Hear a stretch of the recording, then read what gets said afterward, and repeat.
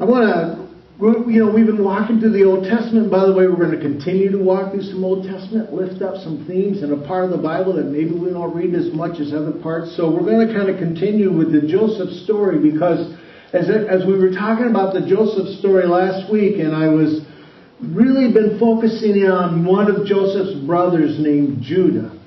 Now, here's the Cliff Notes version of Judah's story, and I won't tell the whole Joseph story because we could be here a long time. Judah was one of the brothers, and of course they were all jealous of Joseph because he was the youngest, and they perceived that their father Jacob loved Joseph the most. And so first they conspired to kill him, but Reuben suggested that was probably a little bit harsh, and so they decided what they would do is put him into a pit, and so that at least they wouldn't be responsible for killing him. And then while they're talking about that, and Judah was the one that had the idea, as he watched this caravan of Ishmaelites walking by, that they would, instead of ensuring he died, they would sell him into slavery to the Ishmaelites, who ended up going to Egypt and sold Joseph to the Egyptians. And Joseph served the Egyptians. I won't tell you the whole story, worth reading, 37 to 50. He used a lot of his gifts and talents, and despite some setbacks and some testing in his life, he eventually rose to be the manager of Pharaoh's whole country, of the country of Egypt. And he had a gift for dream interpretation, and what enabled him to go to that spot as a servant to Pharaoh was Pharaoh had this dream he couldn't understand. Joseph was an outstanding manager. Whatever he managed, he prospered, but he could interpret dreams. And he realized that the dream that Pharaoh had was they were going to have 7 years of an amazing harvest. And they were going to have 7 more years of a very intense famine. With those skills and gifts, he was put in charge of everything. He made sure that when they had those amazing 7 years of harvest, that they were stored. And in fact, of all of the countries around Egypt, they had the most food. And so that they were prepared for the famine.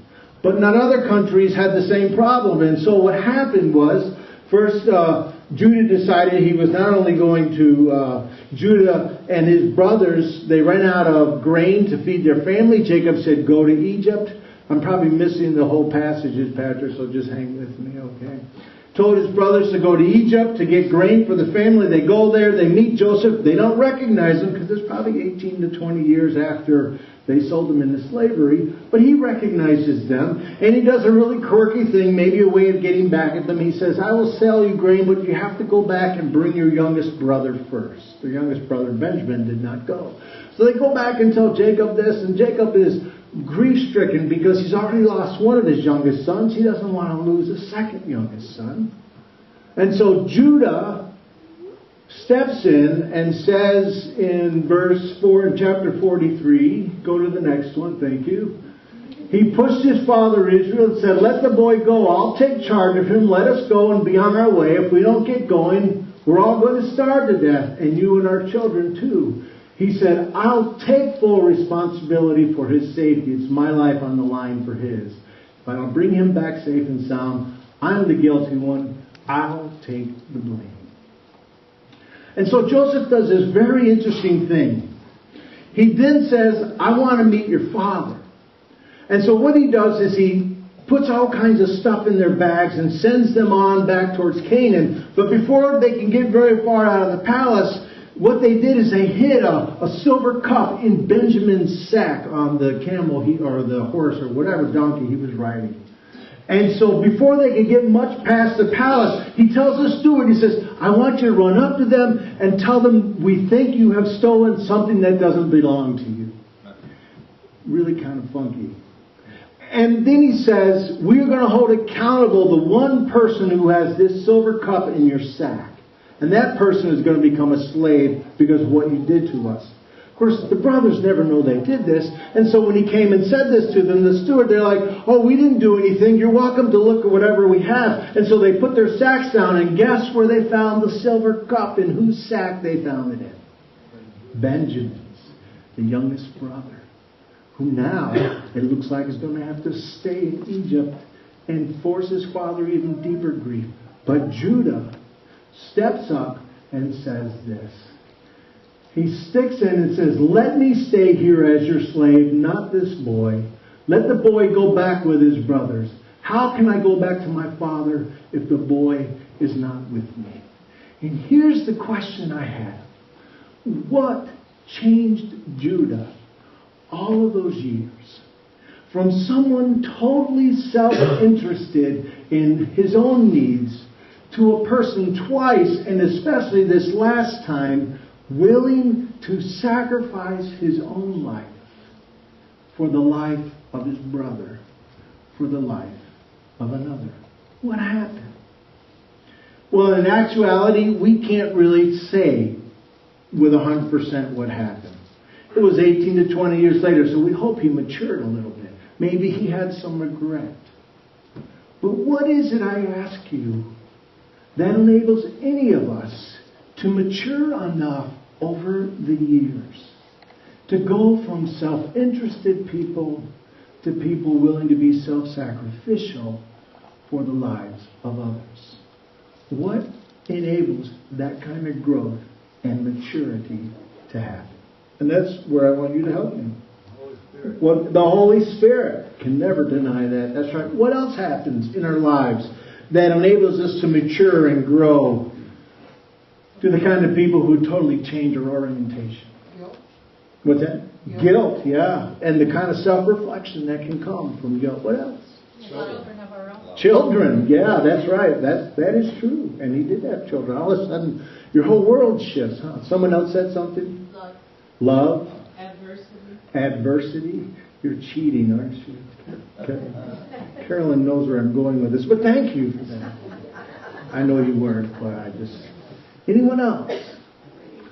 I know in my life, and maybe you recognize in your life, and it's the tests and challenges and adversities of life that we experience and grow through that mature us and grow us the most. And isn't that a paradox? The things we wish don't happen, testing, challenges, adversity, are actually, in the grace of God, some of the best things for us, aren't they? And how often we want to run from them instead of possibly seeing in them the resources, the possibilities, and opportunities for our growth and maturity. You've heard the story of the boy and the butterfly. You know, he had a boy had a caterpillar weave the cocoon. You know, and he saw it transform in that cocoon, and he's watching it begin to transform into a butterfly, and he sees the butterfly in there, and he sees the wings, and he wants to let the butterfly out. And so as the butterfly begins to slowly emerge out of the cocoon, he just sees it struggle to move out of the cocoon. So what he does is takes a pair of scissors and cuts the opening to the cocoon so that the caterpillar, now butterfly, can emerge. But guess what? It emerges with wings too small and a body too big. Because somehow in the struggle to emerge out of the cocoon into a new life, the energy, the determination, all that's required for a butterfly to emerge out of the cocoon is what sends energy into the wings, what sends life into the wings, what trims down the body so it can fly. Which is a parable, if you will, about the power of adversity and challenge in our lives. They can become opportunities for our own transformation. Romans chapter 5, Paul talks about this out of his own experience. He says, we boast of our troubles. How many of you do that? Hey, we could sit around the table. Why don't we do that? Let's sit around the table and talk about our troubles. Because we know that trouble produces endurance. Think of the butterfly. Endurance brings God's approval. And His approval creates hope. Now, other readings said endurance brings persistence.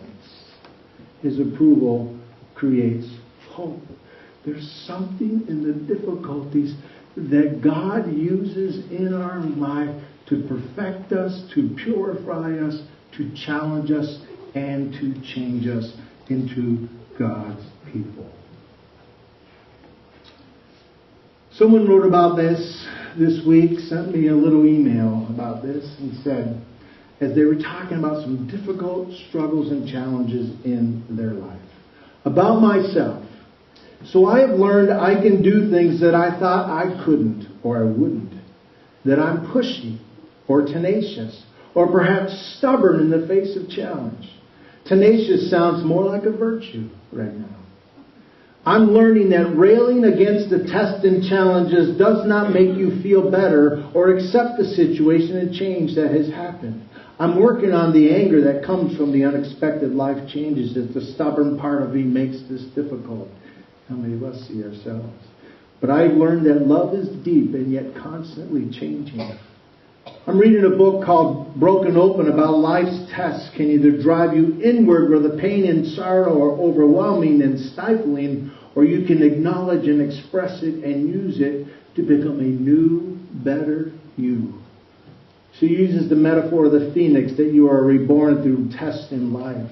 But first you have to know what you need to leave behind in the ashes of the burning to become a better or new you. Knowing what to burn and what will come out the other side is difficult, but I'm thinking a worthwhile process. At least it's forward progress. The author and others indicate that everything happens for a reason. I continue to search for the meaning in that. She says, but as far as God is concerned, He is there whether you acknowledge Him or not, waiting for you. In Genesis chapter 1, God is a creation story, the creation of humanity. God says, not only will I make you in my image, God says, I give you power and dominion over creation. Now we think about power and dominion as the ability to manipulate and control, and we certainly do that, sometimes to our own detriment, but I've been reading this week that word dominion really is referencing to our power to choose. Dominion is not so much about control, the power to choose willfully to create an outcome, to create with God an outcome. God invites us into that creative power, gives us the freedom to choose.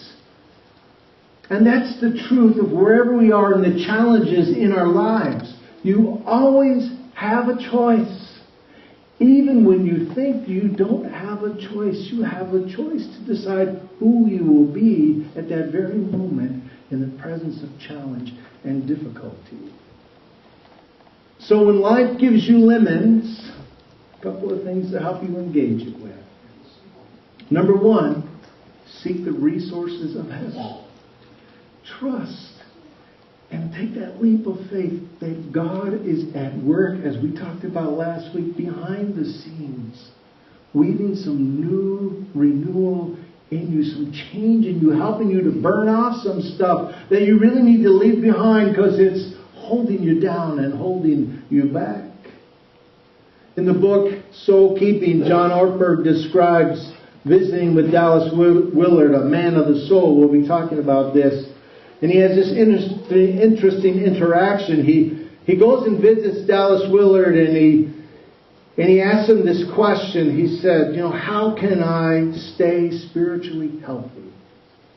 And after a long pause, he writes, with Dallas, there was nearly always a long pause. And then he said slowly, you must ruthlessly eliminate hurry from your life.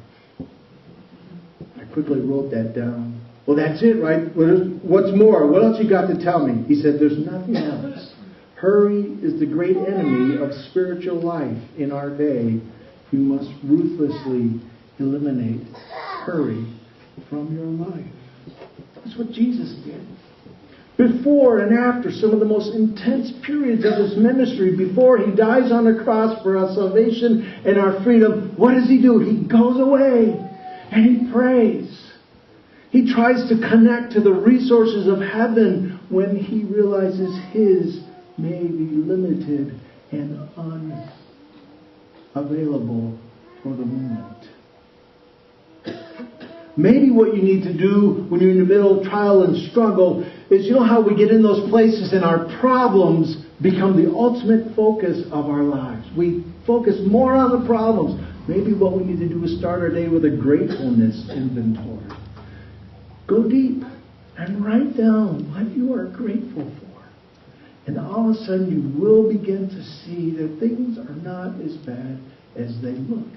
Because sometimes we let our problems become the focus and we lose contact with every other piece of grace that's happening in our world. And lastly, the biggest test of all in any challenge or when life gives you lemons is how you choose to respond to adversity in your life. You can choose. You can choose who you will be, who you will become, how much you want God to be a part of that journey. I know a woman I visit periodically who's been going through a lot of physical challenges as she gets older, and she focuses on all the problems and rarely focuses on opportunities in her life. And I suggested some things she could do to kind of make her life available to other people. Go visit people, make phone calls, or go and volunteer at a food pantry. And she says, "Oh, but I'm an introvert, and introverts don't do those things." Everything I gave her, she shot it down with a negative response. And what she is telling me is in that moment of choice, she has chosen to advocate the one God-given gift that we have. To live beyond ourselves. To bring fruitfulness and life to others. And when you do that, it changes how you know yourself. So let me share with you 6 simple choices you can make. They're not big theological things, just stuff you can do every day to make a positive choice in the middle of your challenge. Number 1, choose to be happy. Bring lemonade out of your lemons. Happiness is a choice. In other words, joy doesn't always lie within our jobs or material possessions. Studies continually show that you can choose to be happy. Unplug. Too much technology can make you feel lonely, affect your sleep, and lead to physical symptoms like headaches. When we disconnect from our screens, we reconnect with our well-being. Hard to do, but how important it is to have a technology savvy. Select kindness over rudeness, cold water over hot water to make your lemonade. Just a small, generous act like holding the door for someone can make a world of difference, and research continues to show that kindness makes us happy. And happiness makes us kind. Decide to treat yourself the way you treat your friends. Don't be fake. Be real. Be loving. Opt to say no. Creating boundaries in your life helps you say, I'm caring for myself in ways that allow me to give life. It's about living with authenticity and integrity. And choose to smile at a stranger. How many of you know that a smile releases those positive chemicals in your brain? Did you know that? Just smiling does that? And a frown does the exact opposite effect. It's scientifically discovered. But here, smiling at a stranger, a study in 2012 shows, can give us a greater sense of connection. A simple act of smiling can lift our moods when we're feeling blue. 6 simple things we can do every day, even in the middle of adversity and trial, to bring goodness and choose to be a lover and giver of life. And all God's people said.